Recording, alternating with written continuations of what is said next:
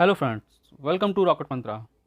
इस वीडियो में हम लोग ज्योग्राफी सेगमेंट के क्वेश्चन जो है डिस्कस करेंगे, जो काफ़ी इंपॉर्टेंट हैं और कहीं ना कहीं हर एग्ज़ाम में पूछे गए हैं।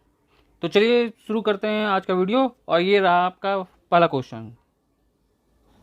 क्वेश्चन है, निम्नलिखित में से कौन दो नदियों के डेल्टा क्षेत्र में ज्वारी वन पाए जाते हैं? Option A Narmada Tapti, B Krishna Kaveri, C Krishna Godavari, या फिर D Ganga Mahanadi.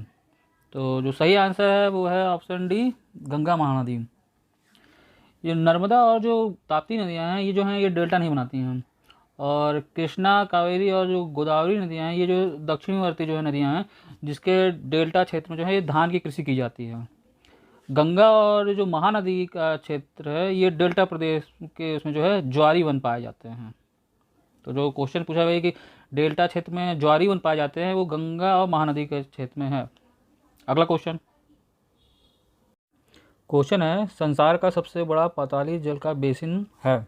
Option A उत्तरी भारत के मैदान में, बी संयुक्त राज्य अमेरिका के वृहद मैदान में, या फिर सी उत्तरी सहारा में, या फिर डी ऑस्ट्रेलिया के वृहद मैदान में। तो जो सही आंसर है वो है ऑप्शन डी, ऑस्ट्रेलिया के वृहद मैदान में।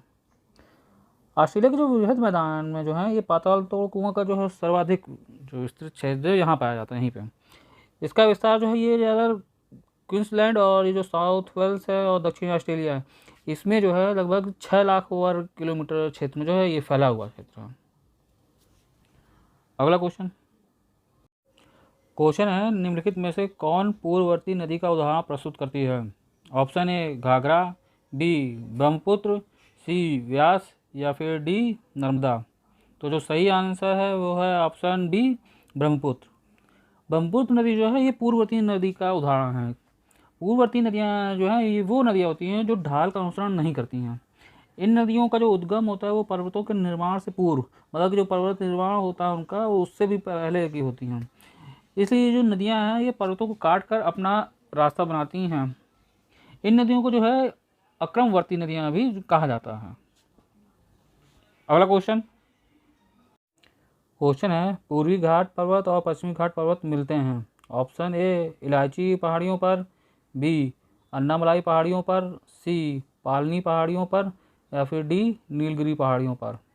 तो जो सही आंसर है वो है डी, नीलगिरी पहाड़ियों पर। ये जो पूर्वी घाट और पश्चिमी घाट पर्वत जो हैं ये नीलगिरी पहाड़ियों के जो समीप आपस में मिलते हैं।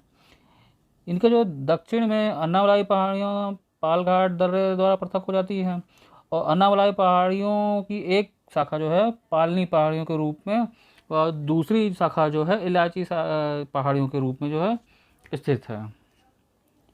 अगला क्वेश्चन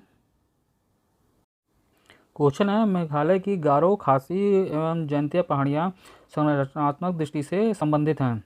ऑप्शन ए हिमालय श्रेणियों से, बी अरावली श्रेणियों से, सी प्रायद्वीपीय पठार से, या फिर डी अकरान श्रेणियों से। तो जो सही आंसर है वो है सी, प्रायद्वीपीय पठार से। मेघालय के पठार की चट्टान जो है छोटा नागपुर के पठार की चट्टानों के समानांतर रखती हैं। प्रारंभ में ये जो पठार है मुख्य रूप से जो है मुख्य पठार से जुड़ा हुआ था, और बाद में बंगाल की खाड़ी के निर्माण के दौरान जो है ये मुख्य पठार से अलग हो गया। तो ये जो ये पहाड़ियाँ हैं ये सृजनात्मक दृष्टि से जो है प्रायद्वीपीय पठार से संबंधित हैं। अगला क्वेश्चन है, अलकनंदा एवं भागीरथी के संगम पर स्थित तीर्थ है? Option A Vishnuprayag, B Devprayag, C Rudraprayag, या फिर डी कर्णप्रयाग। तो जो सही आंसर है वो है बी, देवप्रयाग। गंगा नदी जो वास्तविक में है उत्तराखंड में भागीरथी और अलकनंदा नदियों का जो है सम्मिलित नाम है। अलकनंदा नदी जो है गढ़वाल से निकलती है। अलकनंदा में भागीरथी की अपेक्षा अधिक जल की मात्रा इसमें हाया रहती है। ये जो है नीति दर्रे के निकट जो है जास्कर की श्रेणी से होकर निकलती है। अगला क्वेश्चन है, बुंदेलखंड पठार के अंतर्गत किन दो राज्यों के हिस्से समाविष्ट हैं? ऑप्शन ए छत्तीसगढ़ एवं झारखंड, ऑप्शन बी उत्तर प्रदेश एवं मध्य प्रदेश, ऑप्शन सी छत्तीसगढ़ एवं उत्तर प्रदेश, या फिर ऑप्शन डी मध्य प्रदेश छत्तीसगढ़।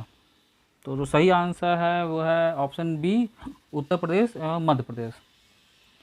ये बुंदेलखंड का पठार के जो अंतर्गत है, ये उत्तर प्रदेश और मध्य प्रदेश राज्यों के हिस्से जो है ये आते हैं।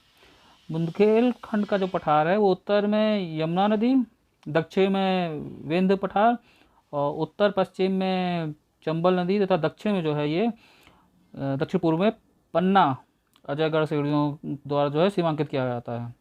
ये जो है उत्तर पश्चिम और उत्तर पूर्व में ये जो है गंगा यमुना के जो जलोढ़ वो जो है और दक्षिण पश्चिम में दक्कन ट्रैप से जो है ये ढका हुआ है। अगला क्वेश्चन है तीस्ता नदी निम्न की सहायक नदी है। ऑप्शन ए सुबनसिरा, बी मेघना, सी गंगा या फिर डी ब्रह्मपुत्र। तो जो सही आंसर है वो है डी ब्रह्मपुत्र।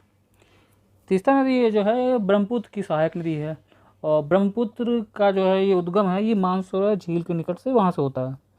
ये जो है नामचा बरवा पर्वत को काट करके भारत में प्रवेश करती है और महान हिमालय को काट कर गार बनाती है और आगे दिहांग के नाम से यहाँ प्रवेश करती है।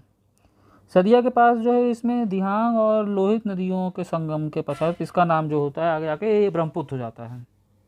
बांग्लादेश में जो है ये प्रवेश करने के बाद जो है ब्रह्मपुत्र का नाम जो है ये आगे जाके जमुना हो जाता है। अगला क्वेश्चन है गोविंद सागर झील कहाँ स्थित है। ऑप्शन ए रणजीत सागर बांध, बी हीराकुंड बांध, सी कोसी बांध या फिर डी भाखड़ा नांगल बांध। तो जो सही आंसर है वो है ऑप्शन डी भाखड़ा नांगल बांध। भाखड़ा नांगल बांध के निकट जो है ये गोविंद सागर झील का जो है यही निर्माण किया गया है, जिसकी लंबाई जो है लगभग ये 88 जो है वो किलोमीटर है। और भाखड़ा नांगल परियोजना जो है ये सतलज नदी पर जो है ये पंजाब, हरियाणा और राजस्थान राज्यों की जो है ये संयुक्त उपक्रम जो है ये जो है देश का सबसे बड़ी जो है बहुउद्देशीय परियोजना है। हीराकुंड बांध जो इसके बाद जो है वो महानदी पर बनाया गया है और कोसी बांध का जो निर्माण है वो कोसी नदी पर बिहार राज्य में बनाया गया है। कोसी नदी को ही बिहार का शोक भी कहा जाता है। अगला क्वेश्चन है महाराष्ट्र में पश्चिमी घाट किस नाम से जाना जाता है। Option A Nilgiri, B cardamom hills, C Annamalai या फिर डी सह्याद्री। तो जो सही ऑप्शन है वो है सह्याद्री। महाराष्ट्र के पश्चिमी घाट को जो है सह्याद्री के नाम से जो है वहाँ जाना जाता है। ये पर्वत श्रेणी जो है दक्षिणी पठार की पश्चिमी सीमा बनाती है। इसका जो ढाल है वो घाट की भांति सीढ़ीनुमा है, जिसके कारण इसे पश्चिमी घाट कहा जाता है। ये जो है पश्चिमी तट के समीप उसके समानांतर जो है उत्तर दक्षिण दिशा में फैली हुई है और इसकी जो औसत ऊंचाई है वो 1000 से लेकर 1200 मीटर है। इसका जो पश्चिमी ढाल जो है ये तीव्र होता है और पूर्वी ढाल जो है इसका वो मंद ढाल है। अगला क्वेश्चन है टोडा जनजाति का निवास क्षेत्र है। ऑप्शन ए इलायची एवं नीलगिरी की पहाड़ियाँ, बी छोटा नागपुर का पठार, सी हिमालय का तराई क्षेत्र या फिर डी अरावली और सतपुड़ा का पर्वतीय क्षेत्र। तो जो सही आंसर है वो है ए इलायची और नीलगिरी की पहाड़ियाँ। भारत में जो है टोडा जनजाति का जो निवास क्षेत्र है ये दक्षिण भारत की इलायची और नीलगिरी की पहाड़ियाँ जो हैं उसमें पाई जाती हैं। ये जो है मुख्य रूप से तमिलनाडु और केरल में पाए जाते हैं। हिमालय के तराई क्षेत्र में जो है यहाँ आपका थारू, भोटिया, राजी जनजातियों के लोग निवास करते हैं और मुंडा, संथाल और गोंड ये जो हैं ये छोटा नागपुर के पठारी क्षेत्र में जो है यहाँ पाए जाते हैं।